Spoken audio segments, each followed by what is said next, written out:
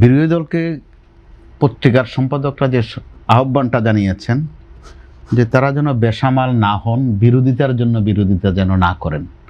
তো কখন এ ধরনের আহ্বান জানানো প্রয়োজন হয়? নিশ্চয়ই কোনো বেসামাল প্রবণতা দেখছেন, নিশ্চয়ই বিরোধিতার জন্যই বিরোধিতা করেন, এই ধরনের কিছু দেখছেন। পাশাপাশি তাগিদ দিয়েছেন তারা যেন যৌক্তিক বিরোধিতা করে। খুব অর্থপূর্ণ শব্দ কিন্তু, যৌক্তিক বিরোধিতা। তো 24-এর যে প্রেক্ষাপট এবং আমাদের যে পথ চলা, তার মধ্য দিয়ে আমরা মাঝে মধ্যেই 6 মাসে সরকার কি করেছে এই প্রশ্নটা সামনে আনি। সরকার কতটা সফল, কতটা ব্যর্থ। সমান্তরালে তো একটা জরুরি প্রশ্ন যে বিরোধী দল কতটা সফল, কতটা ব্যর্থ। তো ওই বিশ্লেষণে যাওয়ার আগেই কিন্তু প্রশ্ন আসে যে বিদ্যমান যে বিরোধী দল, তারা কি শুধুই বিরোধী দল নাকি আরো কোনো দায়িত্ব আছে তাদের?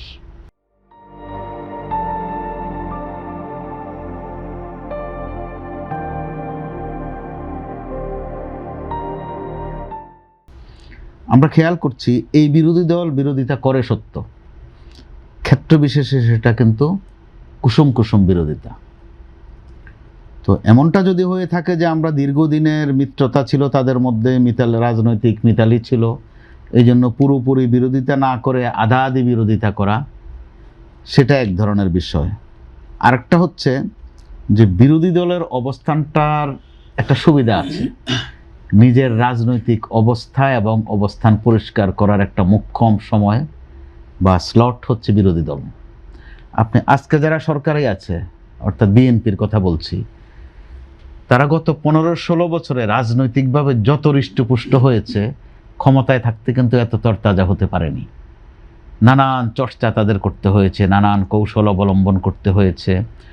সংসদে ছিল সম্ভবত 2 মেয়াদ, 2 মেয়াদ যোগ করলেও 1 মেয়াদ হয় না। সংসদে তারা ছিলই না বলতে গেলে। তারপরে তো তারা বিরোধিতা করেছে, রাজপথে বিরোধিতা করেছে।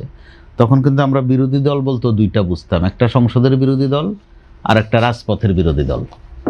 তো এখন যারা সংসদের বিরোধী দল, তাদের মধ্যে একটা প্রবণতা আমরা দেখছি যে সংসদে মাঝে মধ্যে একটু উত্তেজনা তারা তৈরি করেন।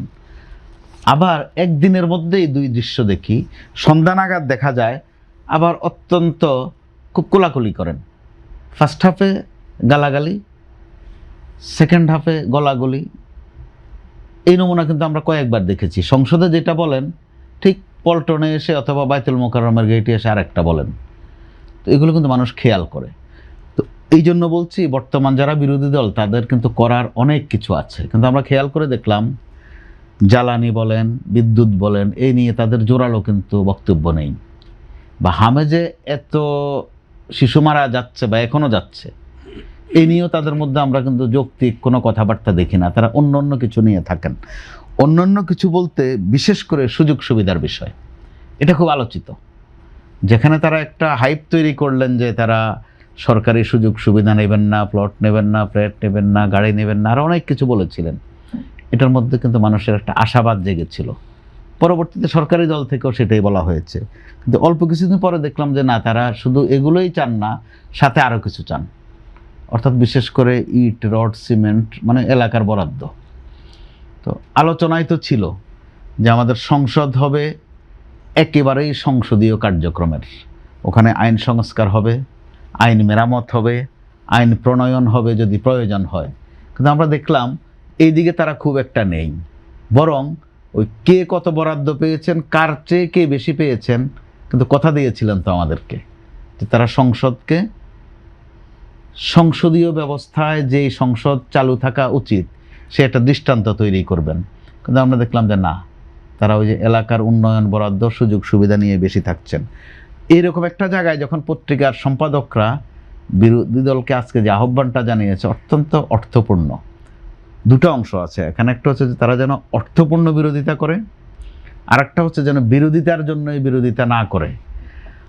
আবার আমাদের গণমাধ্যম থেকে আপনার আমার সম্ভবত পর্যবেক্ষণ একই হবে যে তারা মাঝে মধ্যে রাজনীতিটাকে সংসদের বাইরে নিয়ে আসার একটা চেষ্টা করে। এটা যদি এমনটা হয়ে থাকে যে সংসদে আধাবেলা উত্তেজনা তৈরি করলাম, বাকি আধাবেলা মিন্টু রোডে গিয়ে করলাম অথবা পল্টনে বা বাইতুল মোকাররমে, মানুষ কিন্তু এগুলো ভালোভাবে নেবে না।